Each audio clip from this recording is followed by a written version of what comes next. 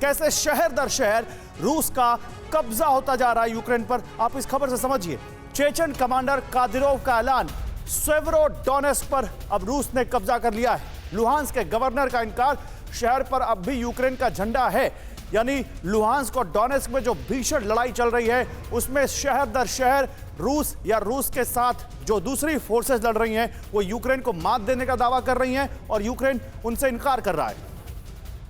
दूसरी बड़ी खबर, खेरसोन पर कब्जे के बाद रूस ने बाकी यूक्रेन से बॉर्डर बंद कर दिया, यह स्टेट मीडिया का दावा है। यूक्रेन पर हमले के बाद रूस का सबसे पहले खेरसोन पर कब्जा हुआ था और यह स्ट्रैटेजिकली बहुत इंपॉर्टेंट है, बहुत अहम है रूस के लिए, क्योंकि क्रीमिया को पानी की सप्लाई खेरसोन से होती है, इसलिए खेरसोन पर सबसे पहले धावा बोला रूस ने। तीसरी बड़ी खबर, जेलेंस्की ने फिर कहा यूक्रेन को यूरोपियन यूनियन में शामिल किया जाए। जेलेंस्की बोले ब्रसेल्स बेस्ड संगठन में शामिल होने के अलावा कोई विकल्प नहीं है, लेकिन ना तो अभी तक यूरोपियन यूनियन में आया है यूक्रेन और नेटो की तो बात भी नहीं हो रही है। चौथी बड़ी खबर, इमैनुअल मैक्रों और ओलाफ शोल्स की पुतिन से अपील, यानी यूरोप के जो दो सबसे बड़े देश हैं वो फिर पुतिन से अपील कर रहे हैं कि जल्द से जल्द इस युद्ध को न केवल रोका जाए बल्कि अज़ोस्टल स्टील प्लांट के 2500 यूक्रेनी सैनिक जिनको सरेंडर करवाकर रूस अपने साथ ले गया हिरासत में, उनको जल्द से जल्द छोड़ा जाए।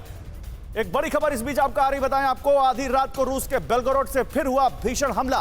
रूस ने खार्किव में स्कैंडर मिसाइल से बड़ा अटैक किया है। ये देखिए उस अटैक की तस्वीरें, मिसाइल के रिहायशी इलाके में गिरने का दावा है। खार्किव पर कब्जे के लिए रूस ने फिर हमले तेज कर दिए हैं। तो रूस के बेलगोरोड से यह हमला किया गया, कैसे एक रोशनी नुमा चीज जिसको आप मिसाइल समझिए, ये कैसे आकर खार्किव में आकर गिरी, आप इन तस्वीरों में देख सकते हैं।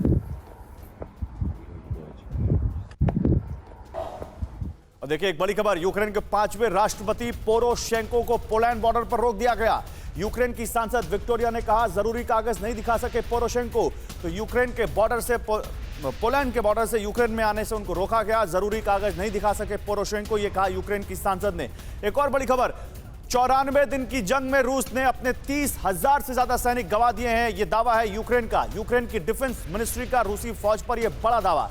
एक खबर और दिखाते हैं आपको, रूस ने फौज में शामिल होने की आयु सीमा को अब खत्म कर दिया है। पहले 40 साल से ज्यादा के रूसी लोग फौज में शामिल नहीं हो सकते थे, अब वो हो सकते हैं।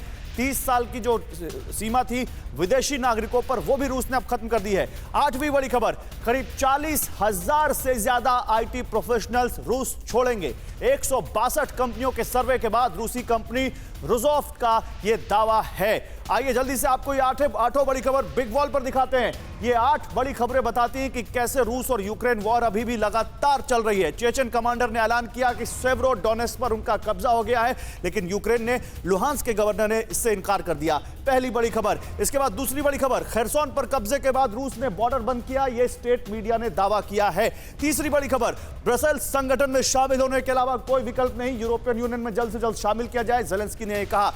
चौथी बड़ी खबर, इमैनुअल मैक्रों और ओलाफ शोल्स ने पुतिन से अपील की और कहा कि जो अज़ोस्टल स्टील प्लांट के जो सरेंडर किए हुए सैनिक हैं उनको जल्द से जल्द यूक्रेन वापस भेजा जाए। ये 4 बड़ी खबरें। 4 और बड़ी खबरें, यूक्रेन के 5वें राष्ट्रपति को पोलैंड बॉर्डर पर रोक दिया गया, यूक्रेन की सांसद कह रही है उनके पास कागज नहीं थे। छठी बड़ी खबर, यूक्रेन की डिफेंस मिनिस्ट्री का रूसी फौज पर बड़ा दावा, 30,000 के करीब रूस के सैनिक मारे गए हैं इस वॉर में। 7वीं बड़ी खबर, रूस ने फौज में शामिल होने की आयु सीमा को घटा दिया, अब 40 साल के ऊपर भी रूसी नागरिक फौज में शामिल हो सकेंगे। और 8वीं बड़ी खबर, करीब 40,000 से ज्यादा आईटी प्रोफेशनल रूस छोड़ रहे हैं, ये रूस की एक कंपनी रोजोफ्ट का दावा है।